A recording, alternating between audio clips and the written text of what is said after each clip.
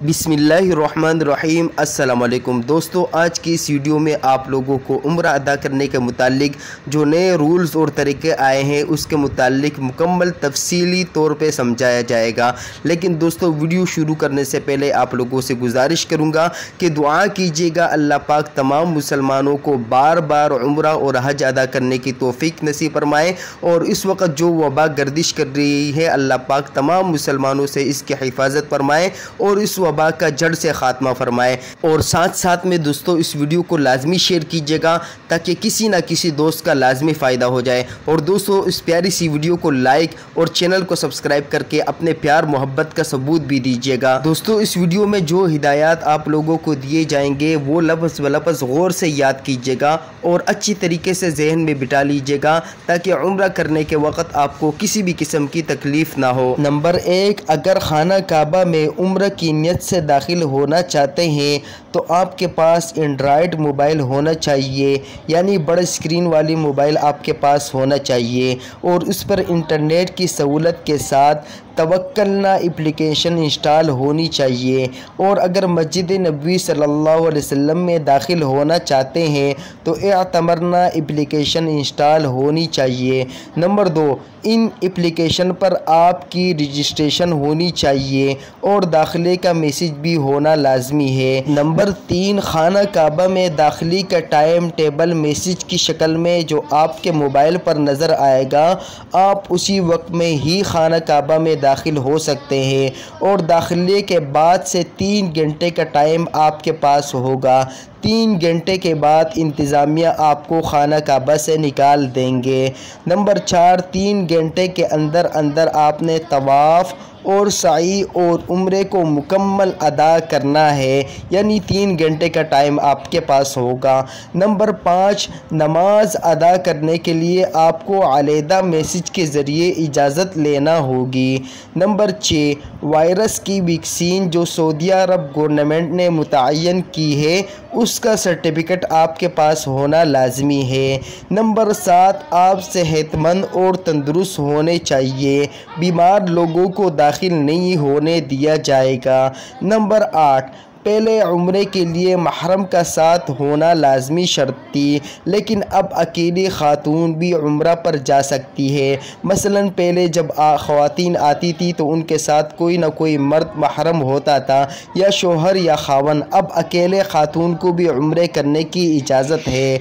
Number 10, जो वक़्त आपको हरम में दाखिले का दिया जाएगा आप उससे पहले हरम में दाखिल नहीं हो सकते, यानी अगर आपका टाइम 9 बजे से लेकर 12 बजे तक 3 घंटे है तो आप 8:30 बजे दाखिल नहीं हो सकेंगे।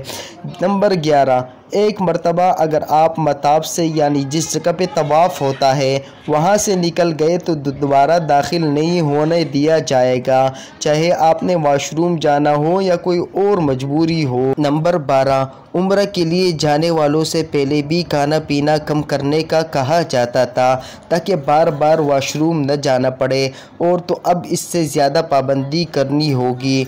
नंबर 13, हरम शरीफ के इर्द गिर्द काफ़ी होटल है और दुकानें हैं, लेकिन वायरस की वजह से अक्सर दुकानें बंद ही रहती है और खाने के लिए दूर दूर जाना पड़ सकता है। और ये भी आइन मुमकिन है कि जहां खाना मिले वहां वो बासी और महंगा भी हो, लिहाजा हरम जाने से पहले कुछ न कुछ खाने पीने का बंदोबस्त करना लाजमी है।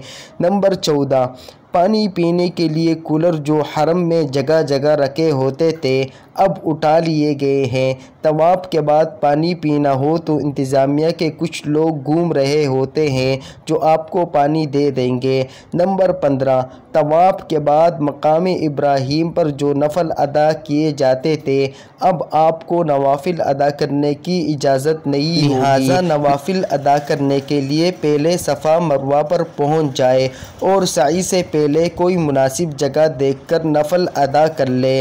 नंबर 16, हिजर अस्वद और हतीम को बंद कर दिया गया है और किसी को भी करीब आने की इजाज़त नहीं है।